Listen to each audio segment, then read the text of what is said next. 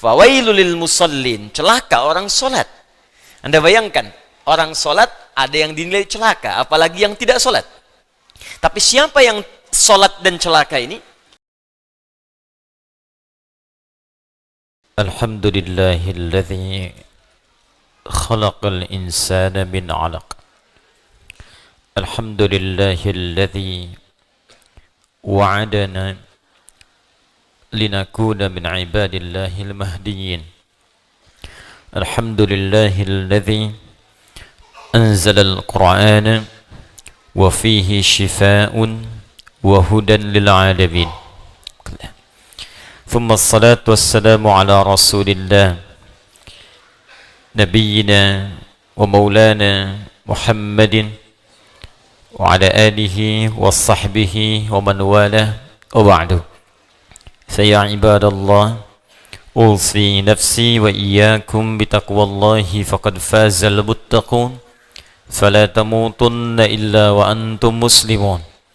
Faqala ta'ala, ya ayyuhalladzina amanu taqullaha haqqa tuqatih wa la tamutunna illa wa antum muslimun. Saudara-saudariku, alhamdulillah kita masih diberikan kesempatan untuk beribadah dan mempelajari sebagian dari tuntunan syariat agama kita di masjid ini. Semoga seluruh niat kita diikhlaskan oleh Allah Subhanahu wa taala, karena seluruh ibadah akan bergantung kepada niatnya. Demikian Nabi Muhammad SAW menyampaikan pesan kepada kita dalam satu hadis yang diriwayatkan oleh sahabat mulia Umar ibn al-Khattab Abi Hassin radhiyallahu ta'ala anhu, dan dinukil oleh Al-Imam Al-Bukhari dalam pembuka kitab sahihnya pada nomor hadis yang pertama dalam kitab Bad'ul Wahyi. Innamal a'malu binniyat wa innama likulli imri'in ma nawa. Sungguh seluruh aktivitas, pekerjaan, apalagi ibadah itu akan bergantung kepada niatnya. Ini setidaknya memiliki dua makna utama. Pertama, semua hal yang terkait dengan motivasi, khususnya niat, itu akan sangat menentukan capaian, kesungguhan, dan kesuksesan sebuah pekerjaan. Jadi kalau niat kita sempurna dalam mengerjakan sesuatu, maka motivasi untuk mengerjakan pekerjaan itu pun akan maksimal dan sempurna. Anda niatnya sempurna untuk belajar, maka semua energi kita pun itu akan maksimal digunakan untuk belajar. Anda bekerja dengan niat yang tulus menyempurnakan pekerjaan, maka energi kita pun akan sempurna untuk memaksimalkan pekerjaan yang kita tunaikan. Dalam pendekatan ukhrawi atau akhiratnya, maka niat akan menentukan nilai pahala yang Allah berikan kepada kita terkait aktivitas yang kita tunaikan sebagai ibadah ataukah bukan. Jadi begitu kita kerjakan diniatkan karena Allah, maka berubah ia menjadi ibadah, dan disitulah kemudian memiliki nilai pahala. Tapi sebaliknya, sekalipun itu tanpa ibadah, bagian dari ibadah, tapi niatnya tidak ditujukan untuk kepentingan ibadah, maka dia tidak memiliki nilai pahala di hadapan Allah Subhanahu wa taala. Saya berikan contoh begini misal. Dia terlihat seperti ibadah, salat. Salat itu ibadah. Infak itu ibadah. Tapi ada orang yang bahkan dicela oleh Allah ketika salat, tidak dianggap ketika infak. Siapa mereka? Yaitu orang yang tidak meniatkan ibadahnya untuk ibadah. Fawailul lil musallin, celaka orang salat. Anda bayangkan, orang salat ada yang dinilai celaka, apalagi yang tidak salat. Tapi siapa yang salat dan celaka ini? Alladzina hum an salatihim sahun, yaitu orang yang lalai dalam salatnya. Lalai yang dimaksudkan apa? Apakah lalai ini lupa rakaat? Apakah lalai ini melambat-lambatkan salat?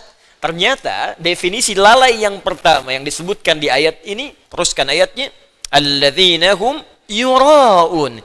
Pertama yang lalai dalam niatnya. Lalai dalam niatnya. Seorang yang ibadah, motivasinya ingin dilihat Allah. Ini yang paling pertama dari niat. Ketika seorang ibadah, maka keinginannya dilihat oleh Allah. Itu yang disebut dengan ihsan namanya. Hadis Muslim, nomor hadis yang ke-8. An ta'budallaha ka'annaka tarah, fa illam takun tarahu fa innahu yarak. Maka engkau menjadikan ibadahmu itu semua ingin dilihat oleh Allah. Walaupun engkau tak mampu melihatnya, maka engkau yakin kau diperhatikan oleh Allah Subhanahu wa taala. Ingin dilihat oleh Allah disebut ihsan sifatnya. Orangnya disebut muhsin.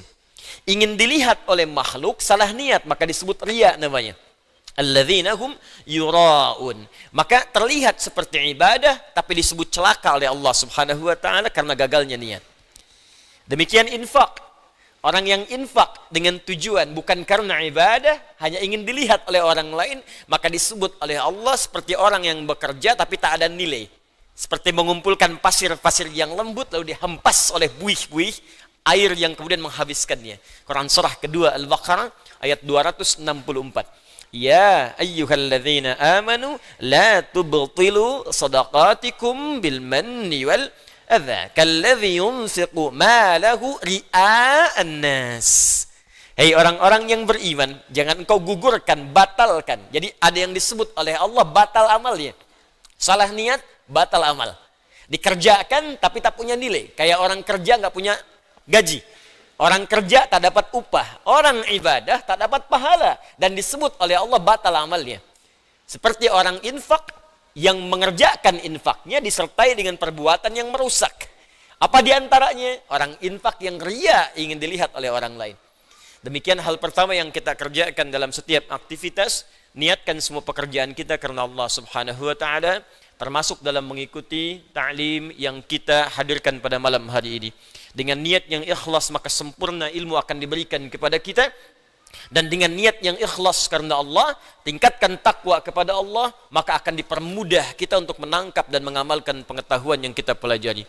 Itu yang dimaksudkan di intisari Quran surah kedua Al-Baqarah di akhir ayat 282.